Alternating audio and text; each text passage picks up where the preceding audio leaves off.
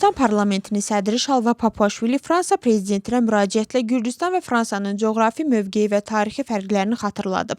Ölkənin sülh və sabitliyi qorumağa yönəlmiş geosiyasi qərarlarından danışıb.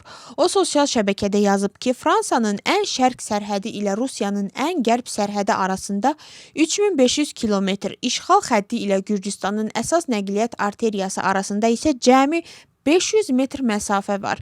Papuaşvilinin sözlərinə görə bu fərq Gürcüstanın üzərinə daha ağır real məsuliyyət qoyur. O qeyd edib ki, Gürcüstan hakimiyyəti populist çağırışlara deyil, dövlət məsuliyyətinə üstünlük verərək öz xalqının həyatını qorumağı seçib və məhz bu qərar ölkənin müharibədən uzaq qalmasını təmin edib. ATƏT-in məlumatına görə Gürcüstanla bağlı Moskva mexanizmi üzrə ekspert missiyası bu gündən etibarən fəaliyyətə başlayır. ATƏT-in yaydığı bəyanatda müvafiq məlumatların təqdim edilməsi üçün elektron ünvan da göstərilib. Xatırladaq ki, Gürcüstanla bağlı Moskva mexanizmi ATƏT-in 24 üzv dövləti tərəfindən yanvarın 29-da aktivləşdirilib və ekspert missiyasının yaradılması tələb olunub. Məsələ siyasi dairələrdə də qiymətləndirilib. Gürcüstanın sabiq prezidenti Mikhail Saakashvili qış olimpiya oyunlarında iştirak edən Gürcüstan yığması ilə bağlı açıqlama verərək tərəfdarlarını komandanın tərkibindən uzaq durmağa çağırıb.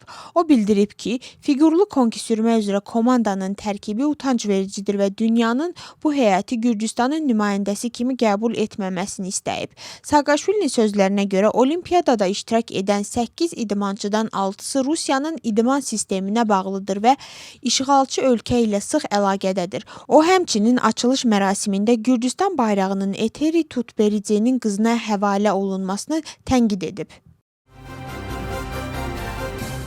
28 yaşlı müəllim Giga Avalyaninin qətli ilə bağlı bugün keçirilən məhkəmə prosesi yeni ittihamların irəli sürülməsi səbəbindən təxirə salınıb. Prokurorluğun məlumatına görə ayrıca icraat götürülmüş iş üzrə saxlanılan şəxslərlə qrup halında zorakılığın təşkili və iştirakla bağlı daha ağır ittihamlar irəli sürülüb. İstintaq davam edir. Dövlət ittihamına əsasən Giga Avalyaniyə qarşı əvvəlcədən razılaşdırılmış şəkildə qrup halında ağır bədən xəsarətləri yetirilib və bu onun ölümünə səbəb olub. Hadisə ilə bağlı ümumilikdə 4 nəfər saxlanılıb. Onlardan 3 nəfərin ittihamı ağırlaşdırılıb. Günahları sübuta yetirilərsə, təqsirləndirilən şəxsləri 14 ilədək həbs cəzası gözləyir. Dəyişikliklər Komissiyasının lideri Nika Gvaramiya həbsdən azad olunub. Müxalifətçi siyasətçi Rustavi şəhərində yerləşən 12 saylı penitensiar müəssisəni 8 aylıq həbsdən sonra tərk edib. Onu həbsxana qarşısında tərəfdarları və ailə üzvləri qarşılayıblar. Media qarşısında çıxışında Gvaramiya müxalifətin birliyinin vacibliyini vurğulayıb.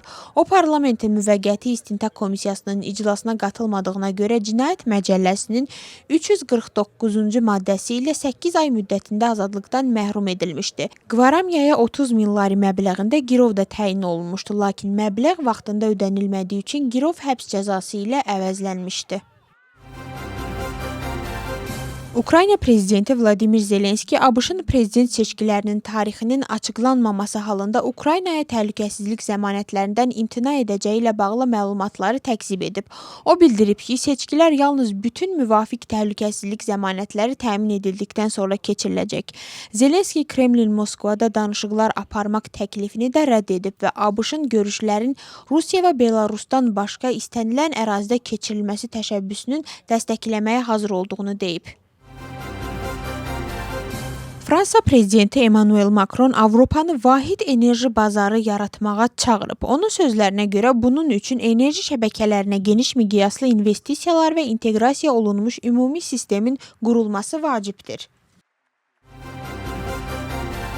Almaniyanın Xarici İşlər naziri Johann Wadephul Mərkəzi Asiya ölkələrini Rusiyaya qarşı tətbiq edilən sanksiyalardan yayınmanın qarşısının alınması istiqamətində səyləri gücləndirməyə çağırıb. O, həmçinin tərəfdaşları Ukraynada müharibənin başa çatdırılmasını dəstəkləməyə və Avropa İttifaqı ilə sıx əməkdaşlığa dəvət edib. Daxili İşlər naziri Geka Geladzı Tbilisi Polis Departamentinin rəhbər heyəti ilə işgüzar görüş keçirib. Görüşdə nazir departament direktorunun yeni təyin olunmuş müavini Teymuraz Kupatadzeni əməkdaşlara təqdim edib və ona uğurlar arzulayıb. Kupatadze bundan əvvəl dinin mühafizə polis departamentinə rəhbərlik edib. Daxili İşlər Nazirliyinin Mərkəzi Kriminal Polis Departamenti və Maliyyə Nazirliyinin Gəlirlər Xidmətinin Gömrük Departamenti Gürcüstana xüsusilə külli miqdarda narkotik və psixotrop maddələrin qanunsuz gətirilməsinin qarşısını alıb. Polis narkotik cinayət ithamı ilə İsrail və Rusiya vətəndaşı olan 2 nəfəri saxlayıb. Tbilisi Beynəlxalq Hava Limanında aparılan yoxlamalar zamanı külli miqdarda narkotik və psixotrop maddələr aşkar edilib. Saxlanılan digər şəxsin üzərində satış üçün hazırlanmış Bio adlı yeni psixoaktiv maddə də götürülüb. Sözü gedən cinayətlər 20 ilədək və ya ömürlük azadlıqdan məhrum etmə cəzasını nəzərdə tutur.